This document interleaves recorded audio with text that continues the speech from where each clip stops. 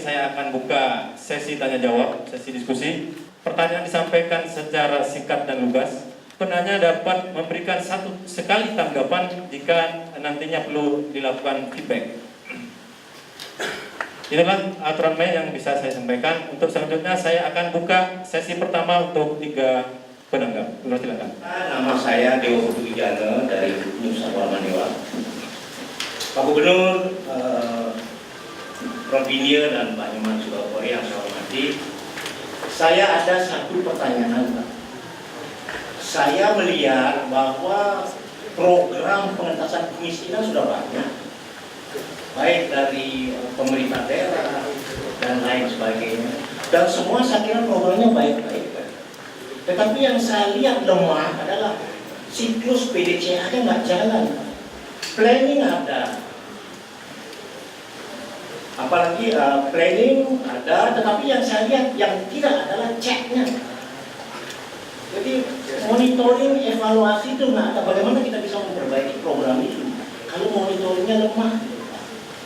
Jadi kalau saja pemerintah daerah mampu melakukan monitoring dan evaluasi secara efektif, berkelanjutan dan reguler, saya yakin semua program-program yang itu bisa jalan dengan baik.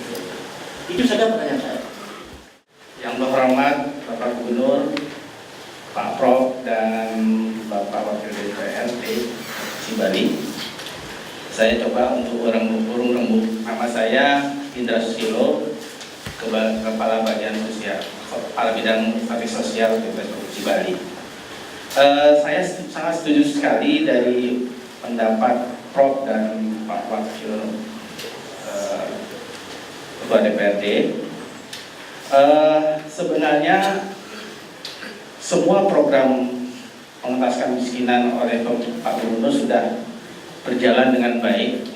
Cuman ada satu hal yang mungkin perlu kita coba menggerakkan masyarakat mampu ini untuk turut serta dan bertanggung jawab bagaimana membantu warga miskin di sekitarnya. Misalnya dengan pemberian beasiswa, diangkat sebagai anak orang-orang miskin itu, diangkat menjadi anak angkat dan dibiayai sekolahnya secara penuh, ya, baik itu biaya pendidikannya maupun sarana dan prasarananya. Jadi tanggung jawab pengentasan kemiskinan itu bukan hanya tanggung jawab pemerintah saja, tapi juga peran serta kita bersama yang mampu-mampu, terutama yang kepala-kepala ini, kepala badan ini. Kalau melihat warga sekitarnya ya ikut membantu masyarakatnya. Kemudian juga mengenai masyarakat miskin di desa adat ini juga saya sangat setuju sekali untuk dibebaskan dari segala pungutan-pungutan modalan. Itu saya sangat setuju, Prof. Jadi perlu adanya awik-awik atau apa gitu ya untuk diterapkan, atau perda kali Pak Gubernur ya, untuk diterapkan ke desa adat. Yang kedua, kalau saya lihat sosial kapital Bali itu sudah sangat baik, ya. Cuman dalam cakupan bonding hanya berlaku pada Banjarnya saja. Tetapi perlu kita perluas lagi, mungkin menjadi bridging, ya.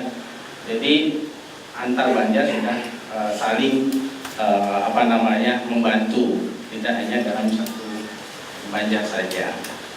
Nah, cuman ada satu hal yang mungkin ini Prof, mengenai kebutuhan beras, ya. Berdasarkan hasil SUNAS selama ini bahwa konsumsi masyarakat itu 100% itu 70%-nya itu adalah konsumsi makanan dan sisanya 30% adalah konsumsi non makanan. Dari 2/3 non makanan itu sepertiganya adalah membeli beras. Jadi kebutuhan beras itu sangat pokok dan penting bagi masyarakat miskin itu. Mungkin itu saja. Dengan adanya pariwisata sekarang, pertanian rumput laut semakin tergusur. Yang punya tanah semakin kaya dan yang nggak punya tanah, ya dikatakan miskin.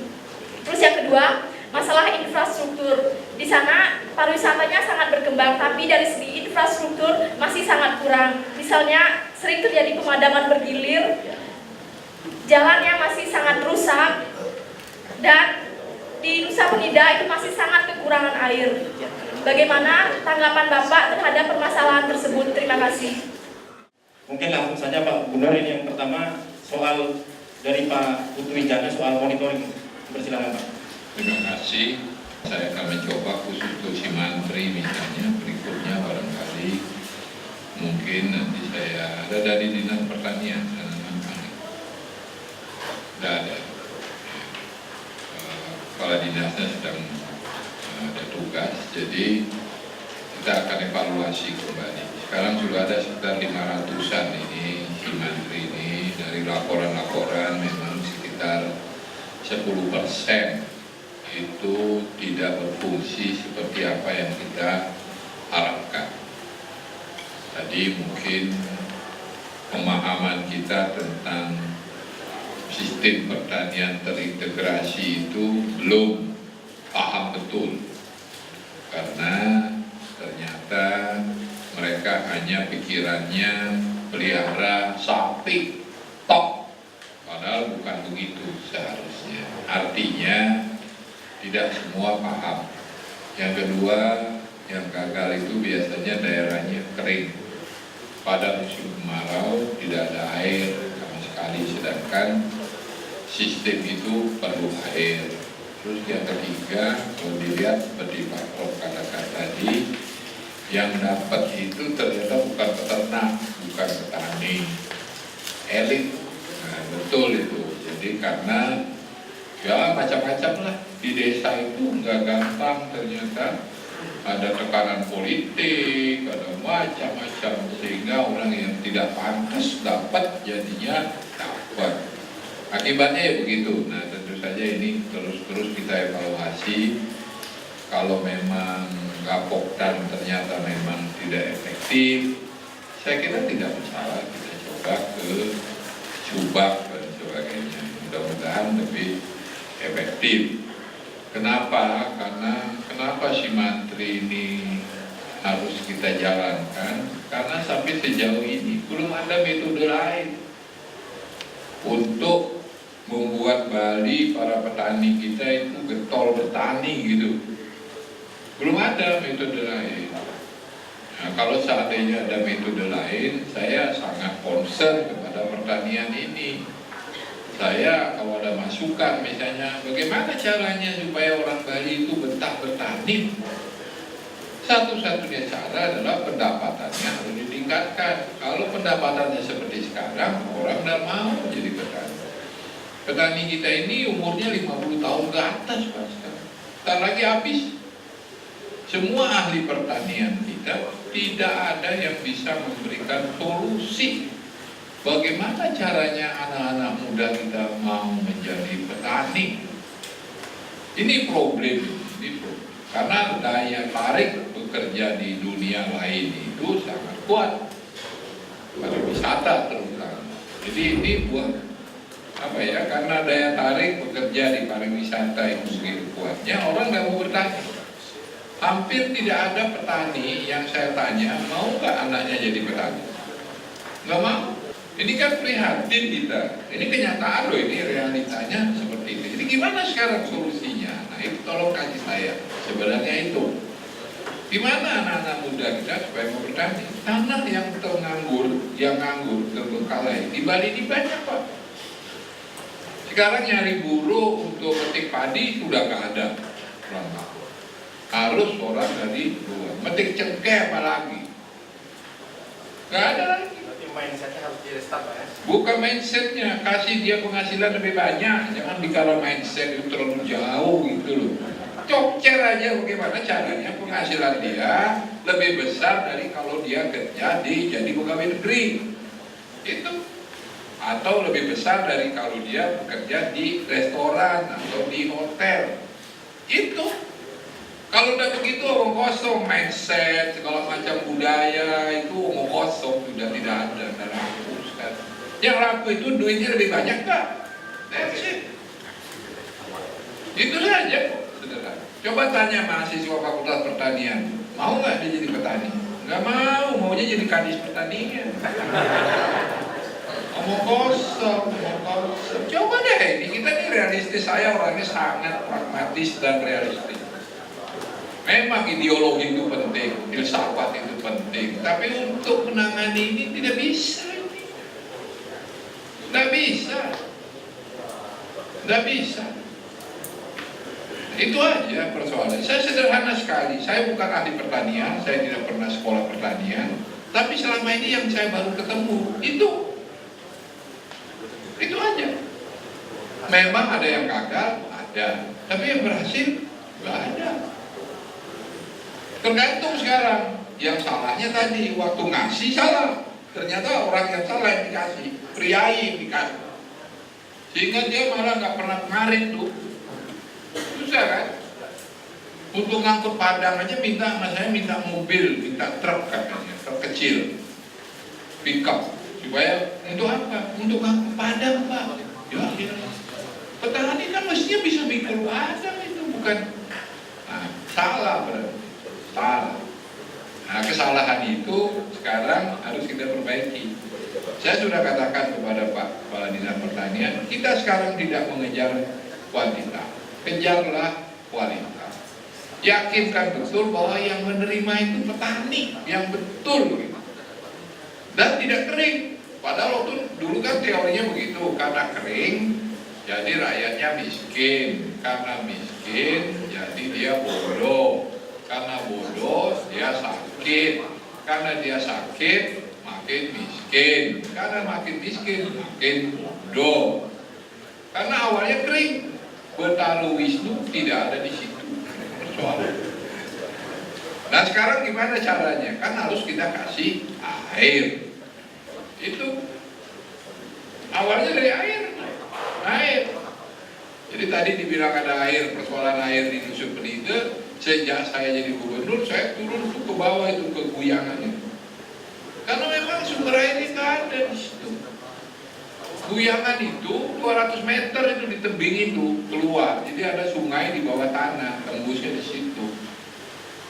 Dulu nggak ada listrik, harus pakai genset.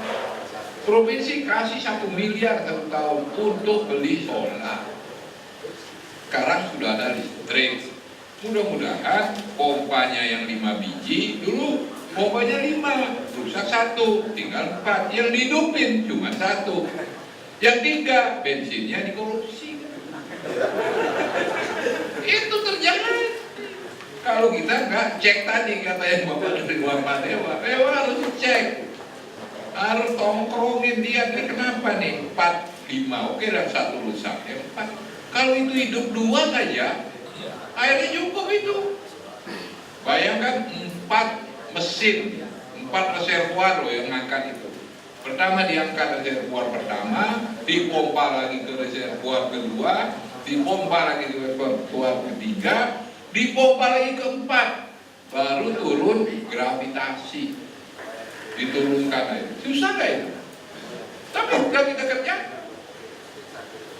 kerjakan, karena kita tahu kunci Nusa Penida itu adalah air.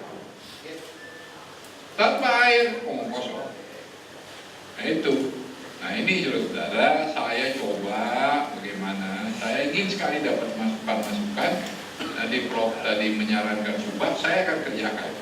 Kalau itu solusinya, kita coba. Subak mau nggak dan bisa nggak melaksanakan ini? Bagi saya tidak masalah, mau Subak, mau Gapoktan, mau siapa saja. Yang penting petani itu dapat penghasilan lebih dari seorang pegawai negeri. Bisa nggak? Sama dengan ini, sama orang yang mau bicara pertanian, berapa Anda bisa naikkan penghasilan? That's it. Kalau nggak bisa, ya percuma, nggak ada gunanya. Nggak ada gunanya. Orang nggak mau bertani kok, mau kita paksa. Itu aja persoalannya. Sekarang si Mantri itu Pak Prof nampung anak-anak tamatan Fakultas Pertanian, supaya dia jadi pendamping di situ. Kita ajari dia di lapangan biar dia mau di lapangan. Itu tugasnya sekarang. Kami nampung itu mereka itu. Kalau enggak, Fakultas Pertanian tutup, Pak. Enggak ada orang. SPMA tutup. Tutup, enggak ada orang. Logikanya begitu. Jadi itu yang saya lihat ya. Saya bukan ahli pertanian. Kalau ada yang bisa ngasih, karena orang miskin itu pada umumnya petani. Sudah dikatakan. Mana ada petani di Bali yang kaya? Satu dua lah, praktek barangkali kaya. Tani kaya dia, lumayan. Yang lain nggak ada. Udah tanahnya sedikit, udah harganya kalau dijual murah, beban dia banyak, belum lagi banyak iuran tadi, iya kan? Sebenarnya soal iuran adat ini, provinsi tahun ini ngasih 200 juta untuk desa Pekraman. Harusnya cukup itu. Harusnya perlu iuran, tapi untuk yang tertentu saja dan tidak perlu sampai membuat orang jadi susah gitu loh. Pak Nyoman Parte bikin survei loh Pak, jadi saya harapkan beliau menceritakan hasil surveinya di Guang itu. Kenapa begitu banyak program pengentasan kemiskinan, rakyatnya tetap miskin? Beliau survei itu, survei kecil-kecilan. Tapi menurut saya itu kenyataan itu Pak. Jadi itu. Kemudian soal monet saya setuju Pak. Jadi memang manajemen pengawasan kita mungkin kurang baik. Kita perbaiki. Orang-orang yang mampu supaya bantu orang yang nggak mampu. Maaf Pak, orang Bali ini agak pelit Pak. Saya kan hidupnya di luar Bali lama ya. Orang masih mau bantu orang. Kalau orang di Bali ini maaf agak pelitnya luar biasa. Pahit mengkilit Pak. Jadi nggak mau bantu orang. Kalau untuk upacara mau dia. Tapi kalau mau bantu orang miskin susah. Susah sekali, susah. Ya mudah-mudahan besok-besok menjadi lebih pemahaman kita mengenai manusiaatnya itu harus diperluas. Selama ini manusiaatnya itu hanya ngotonin, lubulanin, pandas, mengawinkan anak. Kan itu dianggap sudah melaksanakan manusiaatnya. Belum, mestinya nolong orang sakit, membantu orang miskin, mengangkat anak asuh, yang gitu-gitu harusnya. Itu baru manusiaatnya yang benarnya. Jadi pemahaman kita itu kurang luas. Menumbuhkan iklim investasi dan infrastruktur Pak, terutama di Nusa Penida. Oh iya, itu urusannya ya memang itu kan itu udah pasti lah seperti itu. Sekarang yang mikro saja begini ya. Pengertian hardcore property itu artinya sudah sampai ke titik paling bawah. Angka itu tidak bisa lagi kita turunkan, itu maksudnya, bukan dia. Nah, itu maksudnya. Kalau angka kemiskinan 10%, dengan usaha-usaha dia akan turun. Kalau 9% turun. Tapi begitu angka 4%, ini tidak mudah lagi. Kenapa? Karena yang miskin itu memang udah fundamental miskin. Itu persoalannya. Artinya mungkin dia budayanya memang budaya miskin, mentalnya memang mental miskin. Kedua, sakit. Ketiga, orang tua jompo yang terlantar. Yang seperti itu. Nah sekarang caranya gimana? Kan begitu. Tapi saya masih yakin angka itu masih bisa diturunin lagi. Gitu loh. Kalau kita terus bicarain terus ada actionnya, jangan ngomong tok. Itu kalau soal membangun infrastruktur, iya memang kewajiban kita. Harus, tidak boleh ada kesenjangan antara utara, selatan, timur, barat. Harus kita selalu berusaha untuk itu. Cuma saudara, semua itu perlu investasi. Begitu ada investasi, investor itu dimusuhin di Bali, itu perlu lagi. Sekarang banyak investor misalnya mau menanamkan uangnya. Gangguannya banyak sekali, nggak gampang itu. Pengalaman saya nggak gampang. Mau bikin jalan misalnya, melebarin jalan, setengah mati nggak bisa. Ada pura, ada segala macam pohon gede, nggak bisa Pak dipindah. Susah. Mau bikin flyover, nggak bisa. Jadi harus jalan ya tetap segitu, kecil segitu, tidak bisa, maka gampang. Orang kan mungkin orang luar tidak tahu apa menjadi hambatan secara kultural, sekali itu budaya kita tidak bisa. Gitu. Jadi mudah-mudahan lah pelan-pelan sih, tapi mungkin ini saya katakan dulu orang ngeluh macet. Saya mau bikin jalan flyover di Simpang Siur itu nggak boleh, karena nanti mengganggu kesucian. Terus kuda itunya patungnya mau taruh di mana dan sebagainya. Jadi harus dibuat di bawah. Bikin di bawah itu sama aja yang di atas mesuluk juga kan. Tapi itu diterima gitu lah. Kan aneh. Tapi ya oke lah itu. Kadang-kadang kita ketawa. Tahu nggak biayanya berapa? 3 kali lipat Pak. Untuk membuat di bawah itu. Kenapa? Karena memperbaiki itu kabel-kabel segala macam, pipa-pipa di bawah itu harus dipindahkan. Repot itu 3 kali lipat. Padahal kalau flyover setahun jadi, tapi karena di bawah bisa 2 tahun. Biayanya 3 kali lipat. Jadi jangan pikir gampang bikin underpass itu, susah itu. Gitu loh. Nah ini kalau mau gampang dan cepat, bikin yang di atas sebenarnya selesai. Misalnya seperti itu. Jadi saya setuju aja tadi 20% harus memang undang-undangnya. Ya Nusa Penida sekarang jadi perhatian kita, ya seluruhnya. Rembongan dan sebagainya, Ceningan itu akan segera dibuat jembatan itu antara Rembongan dan Ceningan. Jembatan Kuning itu kan udah goyah-goyah itu, sebentar aja itu bisa jebol itu. Jadi harus diganti dengan yang permanen. Dan listrik saya kira juga harus ditingkatkan di sana. Terima kasih. Terima kasih. Tadi data saya sampaikan bahwa penduduk miskin yang terjadi di desa yang lebih besar itu karena salah satunya sebagian besar penduduk kita adalah berada di sektor pertanian. Nah kemudian para petani kita itu mempunyai menggarap lahan itu rata-rata 0,36 are. Jadi suatu jumlah yang sangat minim kalau dibandingkan mungkin di daerah-daerah lain. Nah, bagaimana mempertahankan mereka untuk mencintai pertanian itu dengan lahan 0,36 are? Hanya ada satu cara, yaitu bagaimana meningkatkan pendapatan mereka. Nah, bagaimana caranya? Inilah yang harus kita diskusikan bersama-sama para ahli pertanian dan sebagainya. Dengan 0,36 pendapatan mereka menjadi lebih tinggi, cukup untuk menghidupi mereka. Mereka bangga menjadi petani. Persoalan itulah yang harus kita jawab.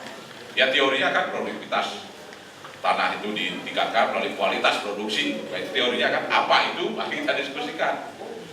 Dan kemudian Pemuda Bali, Pak Gubernur melakukan terobosan Simantri. Jadi terkait dengan evaluasi monitoring, kami juga sudah melakukan evaluasi monitoring terhadap hal itu. Dan di dalam fakta yang kami dapat lapangan memang betul ada yang gagal. Faktornya itu salah satunya adalah memang salah tunjuk gitu ada. Karena salah tunjuk satu. Jadi orang yang tidak profesional sebagai petani, peternak, dia dikasih. Nah ini apakah mekanisme dulu bagaimana? Kemudian yang kedua, salah tempat. Ada juga salah tempat karena memang tempatnya tidak bisa jangka panjang untuk wilayah ternak. Tetapi tidak sedikit juga yang kami lihat monitor juga cukup berhasil. Cuman hampir keseluruhan kita lihat belum penuh mencapai sasaran yang diinginkan. Contoh misalnya untuk produksi pupuk atau biourin dan lain sebagainya, atau meningkatkan secara signifikan pendapatan mereka. Ini belum sepenuhnya. Nah oleh karena itu kami di DPR berpikir, berdiskusi, salah satu caranya adalah bagaimana mereka mencintai Simantri itu adalah dengan bagaimana para anggota itu meningkat kesejahteraannya. Meningkat kesejahteraan teorinya kan sederhana, antara biaya produksi dengan harga jual harus berbeda, terjadi selisih yang signifikan. Nah sekarang biaya produksi mereka, kalau dia memelihara ternak yang cukup banyak ini dengan mengandalkan rumput, tidak tidak cukup, Pak. Mereka harus dibantu oleh pakan. Pakan mahal. Kalau dibeli sekarang pakan ternak untuk menambah asupan makanan kepada ternak untuk cepat naik berat badannya mahal. Nah, fungsi pemerintah kan membantu mereka untuk mengatasi ini. Bagaimana biaya produksi mereka bisa menjadi lebih rendah? Biaya produksi lebih rendah apabila ongkos produksi rata-rata menjadi rendah. Nah, caranya kita harus berani membangun pabrik pakan ternak ini. Bentuk pakan ternak yang bagaimana? Ini hasil penelitian juga harus mendukung. Jadi yang per kilogramnya ini menjamin bahwa dia dimakan 1 kilogram naik berat badannya adalah sekian kilogram. Untuk jenis sapi Bali, karena tidak sama, Pak. Jenis sapi Australia dengan sapi Bali belum tentu kalau dikasih pakan yang sama. Oleh karena itu pemerintah daerah, kalau menurut kami usulkan, kami sudah melakukan, sebenarnya Pemda sudah melakukan studi kelayakan, tapi belum ditindaklanjuti. Itu membangun pabrik pakan ternak yang dikelola perusahaan daerah dan pemerintah subsidi itu. Bahkan banyak keluar uang, ya udah petani kenapa? Kan begini dong, kapal itu JKPM kita berani kasih kesehatan masyarakat, tapi untuk meningkatkan pakan kesejahteraan para peternak kan kita harus berani. Subsidi, berapa nanti subsidi harus diberikan sehingga harga pokok produksi mereka menjadi lebih rendah. Satu contoh kasus ini, Pak, lele. Kita suruh mereka pelihara lele, dia pakai pakan ternak beli harga 12.000 per kilo. Kalau di Jawa mungkin hanya 8.000 karena ongkos transport dan sebagainya keuntungan perusahaan. Sehingga pasti harga pokok mereka lebih rendah, dijual ke sini kan pasti lebih rendah, kalah ada kita. Iya. Oleh karena itu satu-satunya jalan, disinilah tugas pemerintah. Kita harus berani memberikan subsidi. Sehingga dengan demikian nanti karena keuntungan cukup bagi petani, dia menjadi senang untuk memelihara ternaknya karena dia dapat keuntungan yang cukup. Baik, pada intinya pendapat Pak Gubernur dengan Pak Sugeng Kory selaku pimpinan DPR sependapat sama, yaitu jawaban untuk mengentas kemiskinan adalah meningkatkan pendapatan orang miskin atau para petani kita.